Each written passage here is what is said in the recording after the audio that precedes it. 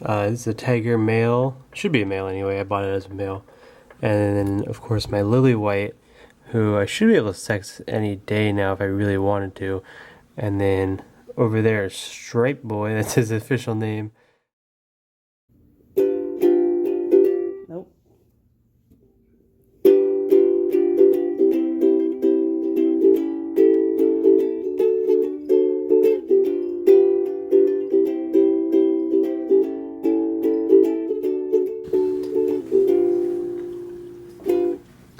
What is up, you guys? It's James from James Reptiles. I hope you're all doing well in the quarantine. I, for one, am, obviously growing my hair out as I always do, and I'm also growing this sweet mustache. I hope you guys enjoy. We're going to be talking about leopards, and I've touched on this before, but as you know, leopard season hits main swing, full swing, I should say, and eggs are hatching and all this fun stuff.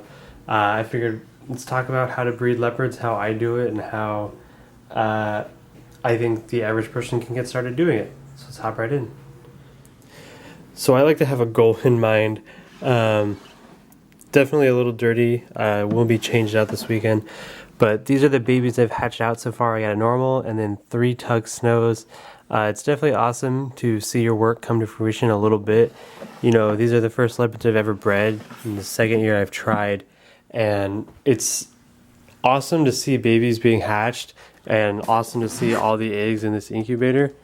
But at the end of the day, there's still projects that aren't going to go this year that kind of push me to, keep going. The projects I bought too late, or the animals weren't ready, and it's just that, I got to do it again next year so I can get these going, and you get more stuff, and eventually, all that money gets put back in, and eventually you have a bunch, and it just kicks butt, and you're able to take a little bit for yourself, and eventually you're full-time breeder. That's kind of the goal, and you can see up there, my very first dollar I made selling reptiles.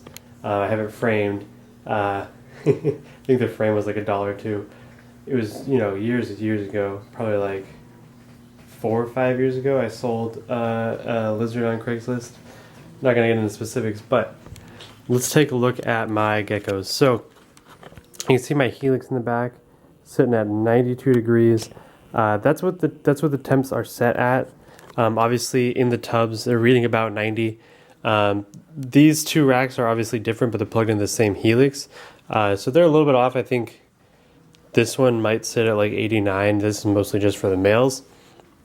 So what I like to do is, come, early December, or no, way before that. My bad. November, October.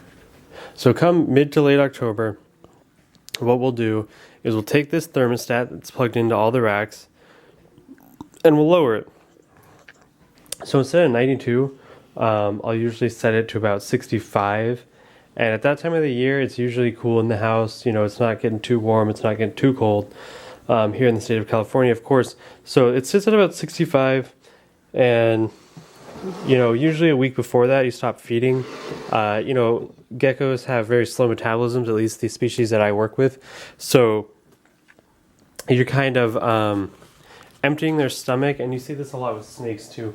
You want to make sure they don't have anything inside of them when they're cooling, just because when they're cooled, their bacteria in their stomach isn't heating up because there's no external temperature helping with that, because they can't regulate their body temperature like us, and so they're not able to process food. So any food sitting in them inevitably just rots. So you want to make sure they poop everything out.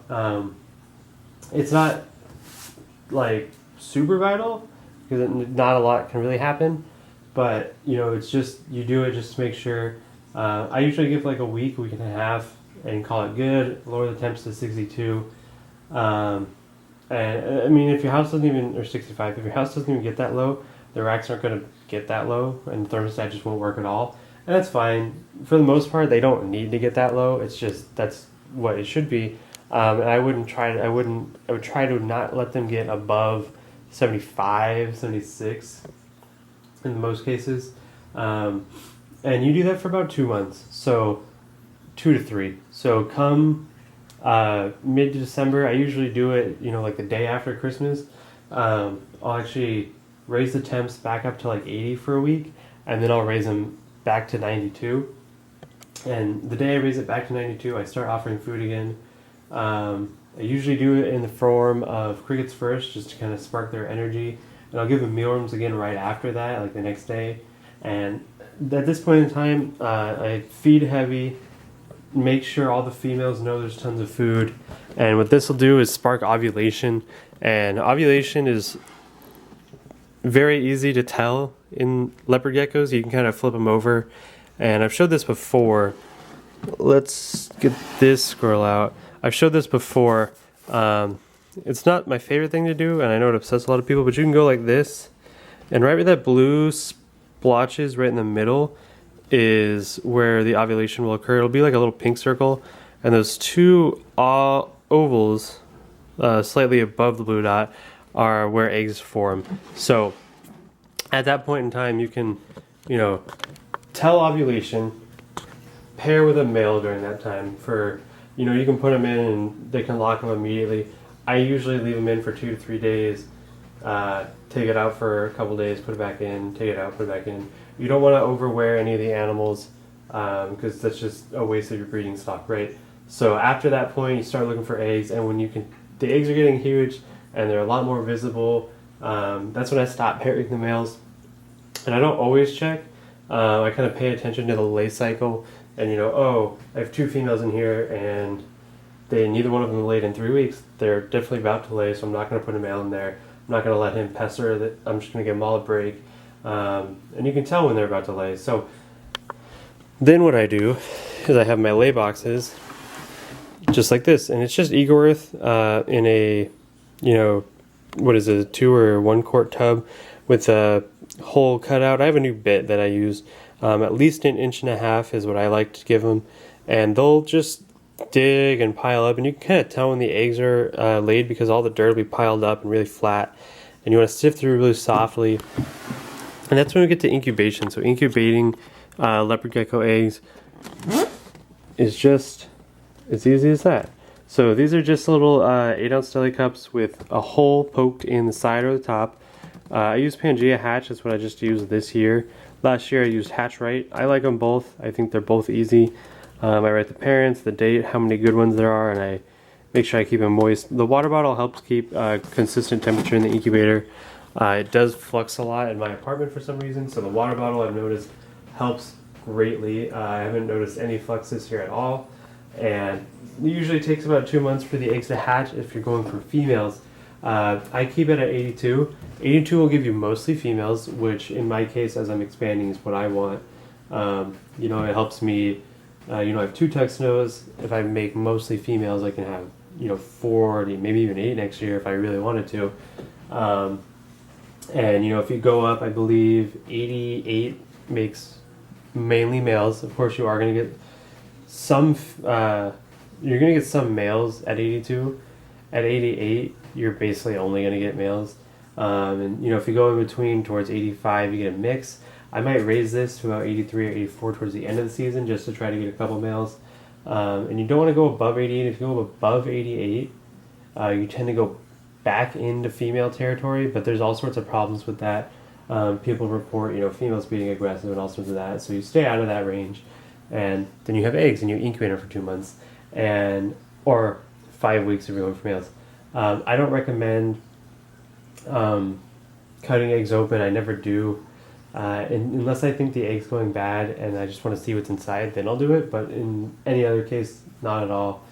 And the gender is determined in the first 3 weeks. So one thing people do with Tremper albinos is they'll have 2 incubators. The one set to 82 for females, the one set to 88 for males. And they'll incubate female Tremper albinos for the first 3 weeks. And what that does is it guarantees females. And then you put them at the higher temperature incubator for that you would normally use for males. And for whatever reason in Tremper albinos, it just brightens up the colors.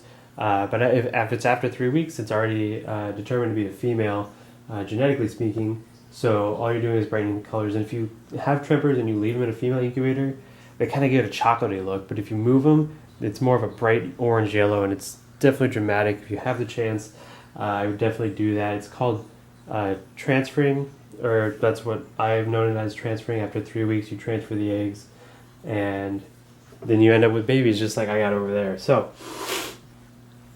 that's kind of it. There's not much else. You know, if you have a male going into multiple tubs, what I would do is, you know, take the male, put it in the one tub for a couple days, put it in the second tub, definitely give them a rest break, definitely watch your males, see how they're doing. You can see I have a lone female up here, so she's just got moist tide as her lay box, and she definitely digs in it, she lays her eggs in it.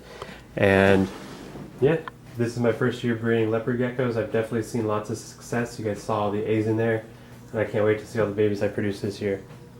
Anyway, I'm James from James Reptiles. I hope you guys enjoyed. I hope you guys learned something. If you have any questions, please feel free to ask. I get lots of comments. You know, this video was actually a request.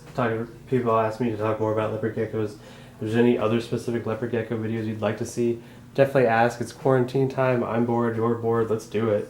But anyway, thanks for watching. Make sure to like, comment, subscribe. All that definitely helps out the channel. Make sure to hit me up on Instagram, Facebook, Twitter, JamesReptiles @gmail.com if you have any questions. And I will catch you guys in the next video. Bye-bye.